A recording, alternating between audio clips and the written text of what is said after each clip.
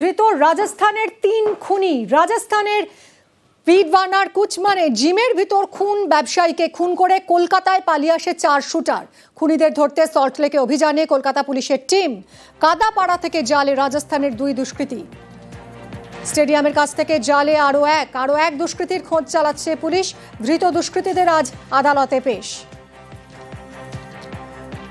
কথা বলবো শার্নিক আমাদের প্রতিনিধির সঙ্গে। শার্নিক, কিভাবে অ্যারেস্ট করা হলো এই দুষ্কৃতীদের? কেমন ছিল অপারেশন? দেখো, এখনো কলকাতা পুলিশের তরফে যেমনটা জানানো হচ্ছে, তাদেরকে এখনো পর্যন্ত আটক করে রাখা হয়েছে। রাজস্থান পুলিশের টিম এসে পৌঁছলেই তারপরই তাদেরকে গ্রেফতার করে রাজস্থান পুলিশ ট্রানজিট রিমান্ডে তাদেরকে রাজস্থান নিয়ে যাবে। যেমনটা গতকালের ঘটনা সম্পর্কে আমরা জানতে পেরেছি পুলিশ সূত্রে, গতকাল ফুলবাগান থানার কাছে প্রথমে খবর আসে কাদাপাড়া বস্তি সংলগ্ন এলাকায় বেশ কিছু সন্দেহভাজন যুবককে সেখানে দেখা যাচ্ছিল। সেই মতো ফুলবাগান থানার একটি পিসিআর ভ্যান ঘটনাস্থলে পৌঁছয় এবং যাদের সন্দেহভাজন বলে মনে করা হচ্ছিল তাদেরকে জিজ্ঞাসাবাদ শুরু করে।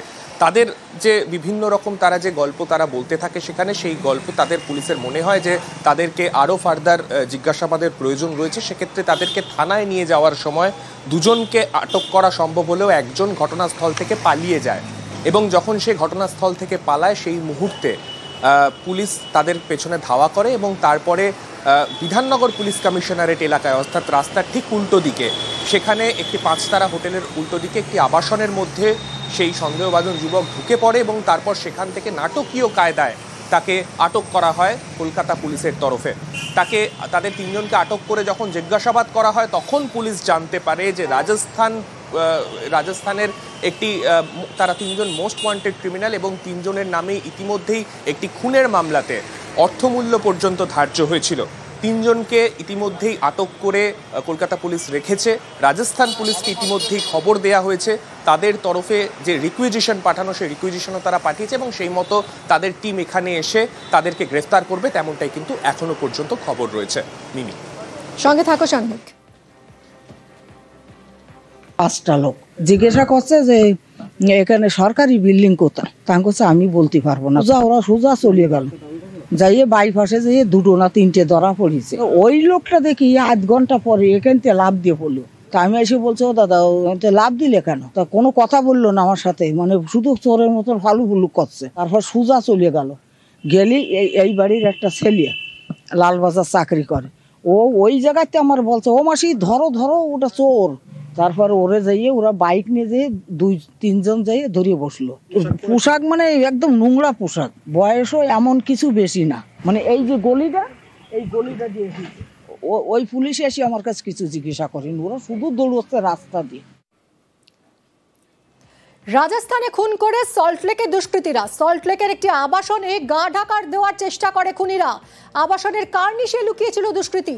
সরাসরি চলে যাব সেই আবাসন থেকে, রয়েছেন আমাদের প্রতিনিধি প্রীতি। এই আবাসনেই দুষ্কৃতীরা লুকিয়েছিল বেশ কিছুক্ষণ, সিঁড়ি দিয়ে একেবারে আবাসনের কার্নিশে পৌঁছে যায়। কি বলছেন আবাসিকরা, তারা কি এখনো আতঙ্কে রয়েছেন?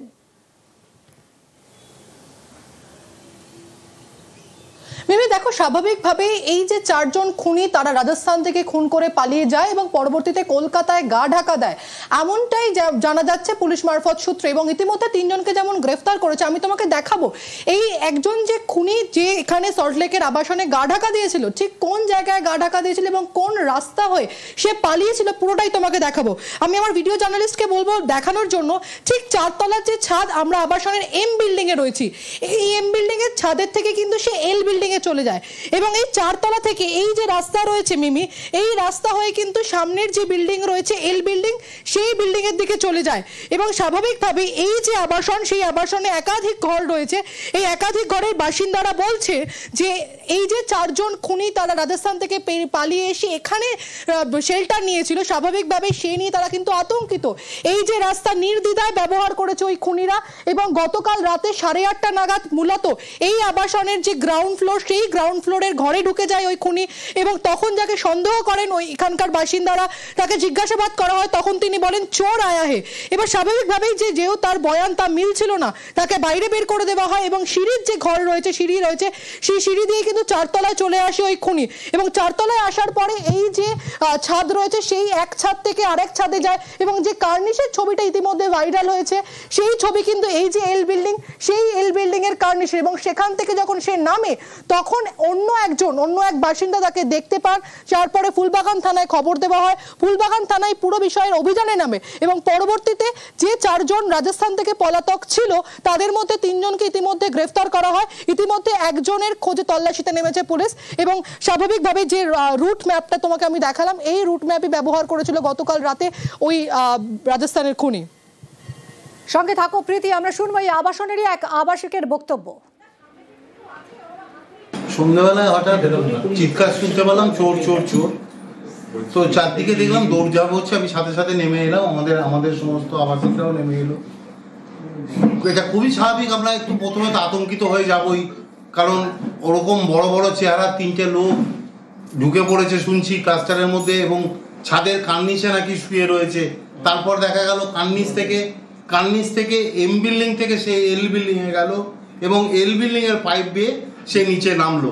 আজকে পুলিশ প্রশাসনকে আমি অসংখ্য ধন্যবাদ জানাবো, তারা সঙ্গে সঙ্গে এই স্টেপটা নেওয়ার জন্য এবং এদের ধরার জন্য। রাজস্থানের 3 মোস্ট ওয়ান্টেড দুষ্কৃতীকে ধরেছে কলকাতা পুলিশ। রাজস্থানে খুন করে এরা কলকাতায় এসেছিল পালিয়ে, এদের গ্রেফতার করেছে পুলিশ। কাদাপাড়া থেকে জালে গণপত গুর্জার আর মহেশ গুর্জার। ধর্মেন্দ্র গুর্জারকে পূর্বাচল এলাকা থেকে গ্রেফতার করেছে পুলিশ। পলাতক জুবের আহমেদের খোঁজ চালাচ্ছে পুলিশ। 7ই অক্টোবর রাজস্থানের জিমের ভিতরে ব্যবসায়ীকে খুন করেছিল এরা। কি এদের ব্যাকগ্রাউন্ড আর কি জানা যাচ্ছে, সরাসরি কথা বলবো আমাদের প্রতিনিধির সঙ্গে। प्रकाश तनवार रहे हमारे संगे। प्रकाश, ये जो अपराधी हो इनका बैकग्राउंड क्या है, क्यों ये भाग कर आए राजस्थान से कोलकाता, क्या आरोप है इनके खिलाफ? जी बताना चाहूंगा कि 7 अक्टूबर को डिडवाना कुचामन जिले के कुचामन शहर के अंदर एक व्यापारी की इन्होंने गोली मारकर हत्या कर दी थी, जिसके बाद ये चारों आरोपी वहां से फरार होकर अन्य प्रदेशों से होते हुए बांग्लादेश पहुंचे। आपको बताना चाहूंगा कि इन चारों आरोपियों पर एक व्यापारी की हत्या करने का आरोप है। साथ ही इनका लॉरेंस वे जो गुजर गैंग है उनके साथ इनके कनेक्शन बताए जा रहे हैं। साथ ही इन्होंने हत्या करने के बाद ये अन्य रास्तों से होते हुए वहां पर पहुंचे हैं और इनका आपराधिक बैकग्राउंड जो है वो अभी जो 3 आरोपी आपके पास जो वहां पे गिरफ्तार हैं उन पर तीनों पर पूर्व में भी कई बार हत्या, लूट और चोरी के मुकदमे दर्ज हैं। साथ ही इन सभी को अचानक पैसों की नीड होने के चलते ये इन्होंने इस बड़ी घटना को अंजाम दिया है। जी, क्या यही इसका फर्स्ट क्राइम है या और भी ऐसा कोई रिकॉर्ड है इनका क्राइम का इसके पहले? इनका हत्या करने का ये इनका पहला जो आपराधिक मामला है वो बताया जा रहा है। इनसे पूर्व इनके ऊपर चोरी व लूटमार के जो घटनाएं हैं उनको अंजाम देने की इन पर वारदात के जो इंजाम लगे हुए हैं, जिनमें ये पहले जेल भी जा चुके हैं। वहीं जेल से रिहा होने के बाद इन्होंने अब ये इस हत्याकांड जैसे बड़ी घटना को अंजाम दिया है। जी, क्या इस मर्डर केस में इन चारों ही इन्वॉल्व है या और कोई हो सकता है? इस गैंग में और कौन कौन है? जी बताना चाहूंगा कि ये चारों आरोपी है जिन्होंने गोदारा गैंग, जो यहाँ पर एक लॉरेंस बिश्नोई की जो संबंधित गैंग है गोदारा गैंग, उनके साथ मिलकर इन्होंने इस हत्या को अंजाम दिया है। बताया जा रहा है कि गोदारा गैंग द्वारा ही इन लोगों को कुचामन के व्यापारी की हत्या करने की सुपारी दी गई थी। वहीं हत्या के बाद ये आरोपी वहां से फरार हो गए। प्रकाश, ये सुपारी कौन दिया था गोदारा गैंग को? हत्याकांड के बाद जो सोशल मीडिया पे पोस्ट करके जो गोदारा गैंग है उन्होंने इस हत्या की जिम्मेदारी ली थी। उन्होंने कहा था कि हमने कुछ व्यापारियों को फिरौती के लिए कॉल किए थे, लेकिन इन लोगों ने हमारे कॉल को सीरियस नहीं लिया, जिसके बाद ये एक जो पहला हत्याकांड है वो उससे अंजाम दिया गया है। इसके बाद जो बाकी अन्य व्यापारियों को फिरौती के लिए जो कॉल किए गए हैं वो सावधान हो जाएं। अगर उन्होंने हमें फिरौती नहीं दी और हमारे कॉल को अगर सीरियस नहीं लिया गया तो उनका भी अंजाम ऐसा ही होगा जो इस कुचामन के व्यापारी का जो हत्याकांड में हत्या करने के बाद उन्होंने इसकी जिम्मेदारी ली थी। उन्होंने कहा था कि जो बाकी व्यापारी हैं वो भी अब सतर्क हो जाएं और हमें फिरौती की रकम समय पर देते रहें। अगर वो फिरौती की रकम नहीं देंगे तो उसके बाद भी जो अन्य व्यापारियों को कॉल किए गए हैं उनकी हत्या भी कर दी जाएगी। कहीं ना कहीं देखा जाए तो गोदारा गैंग द्वारा पिछले 1 साल के अंदर करीब 5 बड़े व्यापारियों को फिरौती के लिए कॉल किए गए थे। व्यापारियों द्वारा उनको फिरौती नहीं देने पर उन्होंने ये पहले हत्याकांड को अंजाम दिया है, जिसके बाद उन्होंने ये मैसेज देना चाह रहे हैं कि अगर उन्हें फिरौती नहीं दी गई तो उन बाकी व्यापारियों को भी यही हाल होगा। একটা ভয়ের পরিবেশ, একটা আতঙ্কের পরিবেশ তৈরি করতে চাইছিল এই গোদারা গ্যাং, তাই এই মার্ডার এবং বাকি ব্যবসায়ীদের এর মাধ্যমেই বার্তা দিতে চেয়েছিল তারা। অনেক ধন্যবাদ। আমরা কথা বলবো আমাদের প্রতিনিধি প্রকাশ তারমার, প্রীতি এবং সান্নিকের সঙ্গে। इस घटना को अंजाम करने का जो फिरौती थी वो पवन चारण ने ली थी और उसके बाद में पवन चारण और गणपत ने इस फिरौती को लिया। दिन रात मेहनत करके डिडवाना जिला पुलिस ने 72 घंटे से कम समय में इसमें सारे अज्ञात हमलावरों की पहचान कर ली है। इन सभी मुख्य आरोपियों को सहयोग देने वाले 7 आरोपियों को हमने गिरफ्तार कर लिया है। इस पूरी घटना में जो वाहन इस्तेमाल हुआ उस वाहन को पुलिस के द्वारा जब्त किया जा चुका है और इसी के साथ साथ जो ये 4 आरोपी है जो अभी फरार है, चारों ही आरोपी 25,000 का इनाम घोषित किया जा चुका है।